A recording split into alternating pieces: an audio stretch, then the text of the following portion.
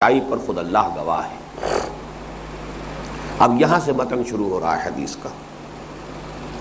ان احدکم یجمع خلقہ فی بطن امہ، تم میں سے ایک کا، یعنی تم میں سے ہر شخص کا، ہر انسان کا، یجمع خلقہ جمع کی جاتی ہے اس کی خلقت، یعنی یہ جو تخلیق ہوتی ہے فی بطن امہ ہی، اس کی ماں کے پیٹ میں۔ یہ جو جنین، جس سے میں نے آپ کو پہلے بھی ایک لفظ کی وضاحت میں بتایا تھا کہ جن، جیم نون، نون کے معنی ہے مخفی شے، چھپی ہوئی شے جو نظر نہ آئے، اسی لیے جن، جنات وہ ہیں جو نظر نہیں آتے۔ جنت وہ زمین ہے کہ جس پر سبزہ اگا ہوا ہے، تو زمین جو ہے وہ چھپی ہوئی ہے، زمین کو ڈھانپ لیا ہے سبزے نے، درختوں کی شکل میں یا اور پودوں کی شکل میں۔ کوئی پلانٹیشن ہے جس سے اب زمین نظر نہیں آ رہی، اوپر سے آپ دیکھیں گے۔ اسی طریقے سے وہ بچہ جو رحم مادر میں ہے، جب تک کہ ولادت نہیں ہو جاتی اس وقت تک وہ جنین ہے، معلوم تو ہے کہ ہے اندر، لیکن یہ کہ دیکھا نہیں جا سکتا، تو وہ جنین کہلاتا ہے۔ ان احدکم یجمع خلقہ فی بطن امہ 40 یوما نطفۃ، 40 دن تک نطفے کی شکل میں، ثم یکون علقۃ مثل ذالک، پھر وہ ہو جاتا ہے علقہ اتنی ہی مدت کے لیے، ثم یکون مضغۃ مثل ذالک، اور پھر وہ ہوتا ہے مضغے کی شکل میں اتنے ہی عرصے کے لیے۔ یہ تین الفاظ تو قرآن مجید میں بار بار آئے ہیں۔ لقد خلقنا الانسان من صلالۃ من طین ثم جعلناہ نطفۃ فی قرار مکین ثم خلقنا النطفۃ علقۃ فخلقنا العلقۃ مضغۃ فخلقنا المضغۃ عظاما فکسونا العظام لحما ثم انشأناہ خلقا آخر فتبارک اللہ احسن الخالقین۔ یہ آیت بہت اہم ہے۔ اس حدیث کے ساتھ ہمیشہ اس آیت کو، سورہ مومنون کی آیت جو ہمارا منتخب نصاب میں درس ہے، وہ تو ہے ابتدائی 11 آیات پر مشتمل، آیت نمبر 1 تا آیت نمبر 11۔ اس کے بعد آیت نمبر 12 سے یہ بیان شروع ہوتا ہے علم جنین کا۔ اس میں 2-3 جو مرحلے آئے ہیں ان کا تو ذکر حدیث میں نہیں ہے، لیکن 3 مراحل جو قرآن مجید میں بار بار آئے ہیں وہ یہاں پر حدیث میں بھی مذکور ہیں۔ آیت کو پہلے ذہن میں رکھیے، وَلَقَدْ خَلَقْنَا الْإِنسَانَ مِنْ صُلَالَةٍ مِّن طِينٍ، ہم نے انسان کو بنایا گارے کے خلاصے سے، گارے سے کشید کی ہوئی شے سے۔ سلالہ، سلہ کہتے ہیں جیسے کہ میان سے تلوار کو کھینچ لی جائے، تو وہ جو تلوار جو میان سے نکال کر اس کو لہرایا جا رہا ہو تو اس کو کہا جائے گا مسلول، کہ اب یہ میان کے اندر نہیں ہے، اب یہ باہر آ گئی ہے۔ تو سلہ ہے کسی چیز کو کسی میں سے کھینچ لینا۔ تو سلالہ کسی شے کا کشید کیا ہوا عرق ہے، جیسے عرق گلاب ہے، آپ نے گلاب کے پھولوں سے اس کا عرق نکال لیا، تو بہت پیارا لفظ ہے یہ۔ مٹی سے نہیں بنایا، مٹی کے سلالہ سے بنایا ہے۔ اب یہ دیکھیے، اب یہ کیمسٹری والوں کے لیے ایک بہت بڑا میدان ہے کہ وہ سلالہ مٹی سے جو کشید کیا گیا ہے اس کی حقیقت پر وہ غور کریں۔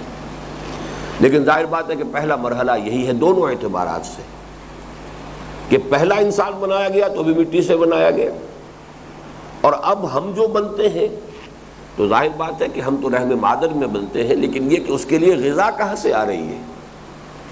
رحم مادر میں جو خون پہنچ رہا ہے، جو اس کو غذا پہنچا رہا ہے، وہ سارا کا سارا سلالہ ہے من طین، مٹی ہی سے اناج اگ رہا ہے، مٹی ہی سے پھل اگ رہے ہیں، مٹی ہی سے چاول ہے، مٹی ہی سے گھاس ہے، گھاس کو بکری نے کھایا ہے، بکری کا گوشت ہم نے کھایا ہے، تو آخر کار تو ساری کشید کہاں سے ہو رہی ہے؟ مٹی سے ہو رہی ہے۔ تو یہ دونوں کو کور کر رہا ہے معاملہ۔ تو وَلَقَدْ خَلَقْنَا الْإِنسَانَ مِنْ صُلَالَةٍ مِّن طِينٍ ثُمَّ جَعَلْنَاهُ نُطْفَةً فِي قَرَارٍ مَّكِينٍ، پھر ہم نے اسے ایک نطفے کی شکل دی ہے، اور وہ ایک ٹھہرنے کی جگہ پر، ایک مکان میں اس کو رکھا ہے۔ اس کے بھی دونوں معنی ہو سکتے ہیں. نطفہ جب تک ایجیکولیٹ نہیں ہوتا، جبکہ وہ مرد اور عورت کا باہمی تعلق ہوتا ہے، اس وقت تک بھی وہ کہیں پر سٹورڈ ہے، ان مرد کے جسم میں سٹورڈ ہے، گویا کہ وہاں پر وہ رکا ہوا ہے. پھر جب وہ جاتا تو رحم مادر کے اندر وہ کچھ عرصے رہتا ہے. وہ بھی ایک بڑا فورٹیفائڈ اس کے لیے جگہ ہے، بہت مضبوط جگہ ہے. ثم خلقنا النطفة علقة، پھر ہم نطفے کو تخلیق کرتے ہیں علقہ کی شکل میں. ثم خلقنا العلقة مضغة، پھر ہم اس علقہ کو شکل دیتے ہیں مضغہ کی. ثم خلقنا المضغة فخلقنا المضغة عظاما، پھر ہم اس مضغے میں ہڈیاں بنا دیتے ہیں. فکسونا العظام لحما، پھر ان ہڈیوں کے اوپر گوشت چڑھا دیتے ہیں. ثم انشأناه خلقا آخر، پھر ہم اسے اٹھاتے ہیں ایک اور ہی اٹھان پر. انشا کہتے ہیں اٹھانا، نشأت الاولی، نشأت ثانیہ، نشأت جس کو کہتے ہیں نشأت علمی جو ہوا یورپ کے اندر، رینائسنس، دوبارہ علم کا ابھار ہوا، علم کا اٹھان ہوا. انشاء کہتے ہیں کسی شے کو اپنے خیال کو باندھنا اور باندھ کر اسے کتاب کی شکل میں یا اسے مضمون کی شکل میں منتقل کرنا. انشاء کمپوزیشن، انشاء. ثم انشأناه خلقا آخر، پھر ہم نے اسے اٹھایا ایک اور ہی تخلیق پر. یہ میں بعد میں عرض کروں گا کہ اس سے مراد کیا ہے. اس آیت کو بھی بہت کم لوگوں نے سمجھا ہے. بہرحال یہ جو تین الفاظ ہیں جو کہ بہت کثرت کے ساتھ آئے ہیں قرآن میں، باقی تو یہ جو آیت میں نے آپ کو کوٹ کی ہے یہ تو یوں سمجھیے کہ اس موضوع پر قرآن مجید کا ذروہ سلام ہے. علم جنین پر اور کریشن آف ہیومن بینگ کے موضوع پر اگرچہ قرآن مجید میں اور بھی بہت سے مقامات ہیں، لیکن یہ اس کا ذروہ سلام ہے. سورہ مومنون کے 12ویں آیت سے شروع ہو کر، اب یہ کتنی آیات ہیں یہ میرے ذہن میں نہیں ہے، لیکن یہ کہ بہت سے مقامات پر تین الفاظ ضرور آتے ہیں: نطفہ، علقہ، مضغہ. اس میں سے نطفہ تو وہ منی کا قطرہ ہے جو چاہے پہلے مرد کے جسم میں سٹورڈ تھا اور اس کے بعد جو ہے ایجیکولیشن ہوتی ہے تو پھر وہ عورت کے رحم میں داخل ہوتا ہے. وہ تو ایک بوند، نطفہ بوند کو کہتے ہیں. البتہ علقہ کے لفظ کا بہت غلط ترجمہ ہوتا رہا ہے آج تک. علقہ کہتے رہے ہیں کہ خون، جمے ہوئے خون کی ایک بوند یا پھٹکل، حالانکہ علق عین لام قاف سے کوئی تعلق خون کا نہیں ہے. یہ اصل میں انسانی علم کی کوتاہی کا معاملہ ہے. چونکہ جب بھی کبھی مس کیریج ہو جاتا تھا، ایبارشن ارلی سٹیجز میں ہوتی تھی، تو کیا برآمد ہوتا تھا؟ وہ جمع ہوا خون کا لوتھڑا. تو لوگوں نے یہی سمجھا کہ اصل میں اسی کو علقہ کہا گیا ہے، حالانکہ علقہ عین لام قاف سے کوئی تعلق خون کا، کسی شے کے جمع ہونے کا کوئی تعلق نہیں. لیکن یہ ایک بڑی اہم مثال ہے کہ قرآن مجید کے حقائق تک ذہن انسانی جو ہر دور میں اس کی اپنی ایک لمیٹیشن ہے، اس سے آگے نہیں جا سکتا. انسانی ذہن کی تو ایک لمیٹیشن ہے نا. قرآن کا علم جو ہے وہ تو بے پناہ ہے، لا انتہا ہے. تو اس اعتبار سے اس کو کہاں تک آپ اپروچ کر سکیں گے؟ وہ آپ کی اپنی لمیٹیشن کے اوپر اس کا سارا دار و مدار ہے. آپ کا ذہن وسیع ہے تو وسیع تر مفہوم آپ کے ذہن میں آ جائے گا. آپ کا ذہن عمیق ہے تو عمیق تر مفہوم بھی آپ کے ذہن میں آ جائے گا.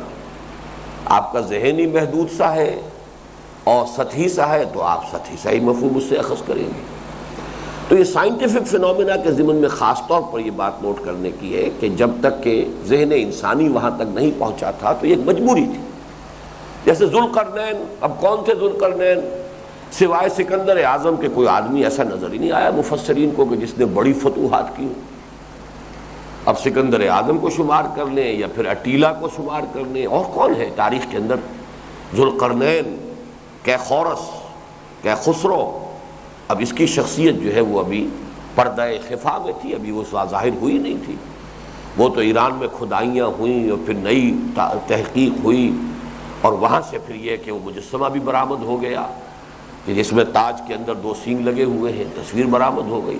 معلوم ہوا کہ یہ تھا، یہ ایران کی سلطنت کا بانی مبانی کہ خسرو یا سائرس، اور اس کی ساری تاریخ کے اوپر ذوالقرنین کی جو شخصیت ہے، اس کی جو ڈسکرپشن قرآن میں آئی ہے 100% منطبق ہو گئی۔ لیکن یہ پہلی مرتبہ مولانا ابوالکلام آزاد رحمہ اللہ نے اس کو واضح کیا ہے۔ چنانچہ جنہیں اس کو پڑھنا ہو تفصیل سے، وہ ان کی تفسیر جو ہے ترجمان القرآن، تفسیر تو اسے کہنا نہیں چاہیے، اس میں سورہ کہف کے جو مباحث ہیں وہ بڑے اہم ہیں۔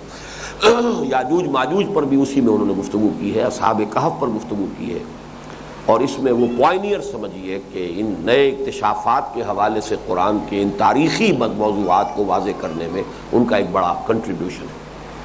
اسی طرح کا معاملہ لفظ علقہ کا ہے۔ اب جدید جو اس کی تشریح کی جا رہی ہے وہ یہ ہے کہ علقہ کہتے ہیں متعلق ہو جانا، معلق شے ہے جو لٹکی ہوئی ہو، معلق، عین لام قاف علاقہ، تعلق، یہ سب اسی سے بنا ہے نا، کسی چیز سے متعلق ہو جانا۔ اور معلق کہتے ہیں لٹکی ہوئی شے، معلق ہے، آسمان سے معلق ہے، چھت سے معلق ہے۔ علقہ اصل میں اسی نطفے کی وہ کیفیت ہے جب یہ رحم مادر کی دیوار کے ساتھ چمٹ کر اور پھر ایک لوتھڑے کی شکل میں لٹک جاتا ہے، جیسے جونک ہوتی ہے۔ جونک اگر کہیں لگ جائے تو وہ اپنے وہ جو منہ ہے وہ اس کو اس انسان کی جو کھال ہے اس کے ساتھ چپکا لیتی ہے، گاڑ لیتی ہے اس میں، اور پھر خون چوستی ہے، موٹی ہوتی جاتی ہے۔ جونکیں لگائی جاتی ہیں علاج کے طور پر بھی۔ یہ جو ایک تصور ہے کہ فلاں جگہ کا جو ہے خون خراب ہو گیا ہے تو جونکیں لگا دو، یہاں پہ وہ لگیں گی اور یہاں سے خون چوسیں گی، پھر ان کو اتار کے پھینک دینا، تو گویا کہ گندا خون جو ہے یہاں سے نکل گیا اور جو صحت مند خون ہے جسم سے دوسری جگہوں سے وہ یہاں آ جائے گا۔ تو جونکوں کا یہ علاج ہوتا تھا۔ تو جس طریقے سے جونک ہوتی ہے کہ جو کسی کے جسم کے ساتھ چمٹ گئی ہو اور اس کا خون چوس کر موٹی ہو رہی ہو، ایسے ہی یہ علقہ ہو جاتا ہے رحم مادر جو ہے اس کی دیوار کے ساتھ اپنے آپ کو چپکا کر، اور اس سے وہ خون چوس کر اور اس سے ساری غذا حاصل کر کے اپنی جو ڈیولپمنٹ ہے اس کو شروع کرتا ہے۔ تو معلق ہے۔ تیسرا لفظ ہے مضغہ۔ مضغہ کہتے ہیں کوئی ایسا گوشت کا لوتھڑا جس کو چبایا گیا ہو دانتوں کے درمیان، پوری طرح بس دانتوں کے نشان پڑ گئے ہو اس پہ، وہ کٹ نہ سکا ہو۔ بعض اوقات ایسا ہوتا ہے اتنا سخت ہوتا ہے گوشت کہ آپ نے اس کو چبانے کی کوشش کی تو آپ کے دانتوں کے نچلے اور اوپر کے دانتوں کا امپریشن تو اس پہ آ گیا، لیکن یہ کہ وہ کٹ نہیں سکا آپ کے دانتوں سے، تو اس طرح کی کسی شے کو کہا جائے گا مضغہ۔ یہ تین الفاظ ہیں کہ جن پر ڈاکٹر کیتھل مور، یہ جو اس وقت دنیا کا ٹاپ سائنٹسٹ ہے ایمبریولوجی میں، کینیڈا کا ہے، اور اس کی ٹیکسٹ بکس جو ہے پوری دنیا میں ایمبریولوجی پر سب سے زیادہ سٹینڈرڈ کتاب سمجھی جاتی ہے، تو اس نے باقاعدہ یہ کر کے دکھایا۔ اس نے ایک ایسا لیا، کوئی چیوئنگ گم قسم کی چیز، بڑا سا لوتھڑا، اس کو منہ میں رکھا اور پھر اس کو اوپر ذرا دبایا دانتوں کے نشان کے لیے، بالکل یہ شکل ہوتی ہے رحم مادر کے اندر تیسری جو سٹیج قرآن میں بیان ہوئی ہے۔ اور وہ حیران ہوا ہے کہ جب کہ ابھی نہ ڈسیکشنز تھیں، نہ کوئی اور مائکروسکوپس تھی، کچھ نہیں تھا، کس طریقے سے کلیئر کنسیپٹ جو ہے وہ دیا گیا ہے۔ بہرحال یہ تو ایک تو پہلو یہ ہے کہ علم جنین جو ہے اس کے حوالے سے قرآن مجید کے بہت سے حقائق بہت اجاگر ہوئے ہیں۔ ڈاکٹر مورس بوکائی جو ہے، جو فرینچ سرجن تھے، وہ ایمان ہی لائے ہیں اس کی بنیاد پر۔ ڈاکٹر کیتھل مور جو ہے اسے توفیق نہیں ہوئی، اس نے کہا یہ تو میں مانتا ہوں کہ یہ ایک معجزہ ہے، لیکن بہرحال I prefer to remain Christian, میں کرسچن ہی رہوں گا۔ اس کے اندر مصلحتیں ہوتی ہیں، اپنے معاشرے سے کٹ جانا آسان کام نہیں ہوتا ہے۔ یہ بھی بڑی بات ہے کہ اس نے اس کی ایک حقیقت کو تسلیم کیا کہ قرآنک ڈسکرپشن جو ہے وہ واقعتاً یہ ہے کہ انبلیویبل، انکریڈیبل، سمجھ میں نہیں آتی کیسے یہ بات آ گئی تھی، انسانی کلام نہیں ہو سکتا، یہ تو مان لیا، لیکن وہ مسلمان نہیں بنا۔ لیکن ڈاکٹر مورس بوکائی جو ہے وہ اسی شے پر ایمان بھی لائے ہیں، اور پھر انہوں نے کتاب لکھی مارکت الآراء، اور انہوں نے ثابت کیا ہے کہ قرآن مجید میں کوئی شے ایسی نہیں ہے جس سے سائنٹیفک ریسرچ نے یا جو بھی ڈسکوریز ہوئی ہیں غلط ثابت کی۔ یہ تو ہو سکتا ہے کہ اس کو کوئی مفہوم غلط لیا جاتا رہا، اور اب وہ صحیح مفہوم جو ہے سنریہم آیاتنا فی الآفاق وفی انفسہم حتی یتبین لہم انہ الحق، ہم دکھائیں گے انہیں اپنی آیات، آفاق میں بھی انفس میں بھی۔ اور انفس کا معاملہ ایمبریولوجی خاص اس کا ایک شعبہ ہے، اور میں جب فرسٹ سیکنڈ ایئر میں پڑھ رہا تھا میڈیکل کالج میں، تو اناٹمی میں میرا خاص دلچسپی کا مضمون جو ہے وہ ایمبریولوجی تھا۔ چنانچہ جو سینٹ آف ایگزامینیشن میرا ہوا تھا، جو فرسٹ پروفیشنل میں داخلہ بھیجنے کے لیے ہوتا ہے، اس میں ایمبریولوجی میں کوشچن آیا تھا ڈیولپمنٹ آف پیچوٹری گلینڈ، اور میرے ممتحن نے مجھے 25 میں سے 24 مارکس دیے تھے۔ وہ ایک بھی پتہ نہیں اس نے اس لیے کاٹا ہوگا کہ کیسے ممکن ہے کہ یہ ایک پورے نمبر دے دیے جائیں۔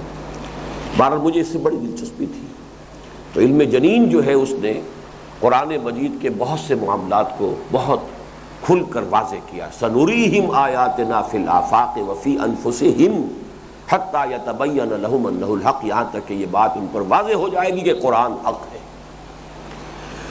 تو یہاں اب مسئلہ جو دوسرا آ رہا ہے وہ کیا ہے کہ تم میں سے ہر شخص کا رحم مادر میں جو ارتقاء ہوتا ہے، جو تمہاری تخلیق ہوتی ہے، تو 40 دن کے قریب تو وہ نطفے کی شکل میں ہے، 40 دن کے لگ بھگ پھر وہ علقہ کی صورت میں ہے، اور 40 دن کی لگ بھگ جو ہے پھر وہ مضغہ کی شکل میں رہتا ہے۔ اب آیا ہے اصل مسئلہ، ثم یرسل الیہ الملک، پھر اس کی طرف فرشتے کو بھیجا جاتا ہے، فینفخ فیہ الروح، وہ اس میں روح پھونک دیتا ہے۔ یہ ہے بہت اہم مسئلہ۔ ہمارے ہاں عام طور پر جو تصور اب بھی ہے اور پہلے سے بھی رہا ہے کہ روح کو جان کے مترادف قرار دیا گیا، لائف۔ ابھی میرے پاس یہ انگریزی کا ترجمہ بھی ہے، اور اس میں بھی انہوں نے ترجمہ یہی کیا ہے، then there is sent to him the angel who blows the breath of life into him۔ اس سے آگے ذہن نہیں جا رہا لوگوں کا۔ روح حقیقت میں جان نہیں ہے۔ اب یہ جو ہے یہ تو ایک بایولوجسٹ جو ہے وہ جانتا ہے، بے جان تو وہ نطفہ بھی نہیں تھا،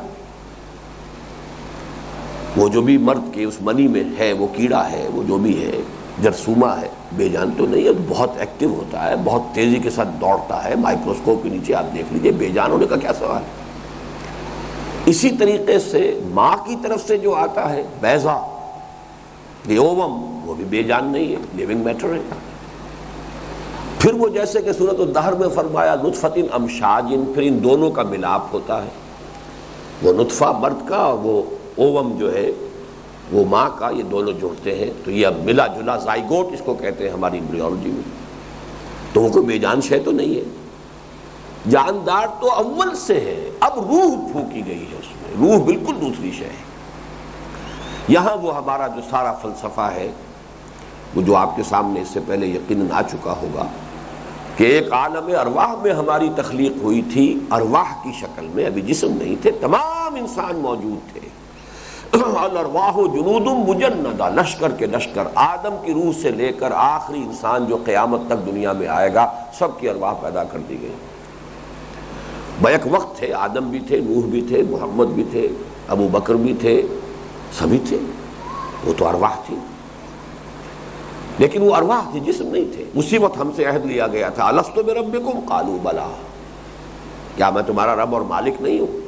سب نے اقرار کیا، کیوں نہیں، یقیناً اے اللہ تو ہمارا رب ہے، ہمارا مالک ہے۔ اس کے بعد انہیں کولڈ سٹوریج میں ڈال دیا گیا، وہ اسٹور ہاؤس ہے جس میں کہ ان ارواح کو رکھ دیا گیا۔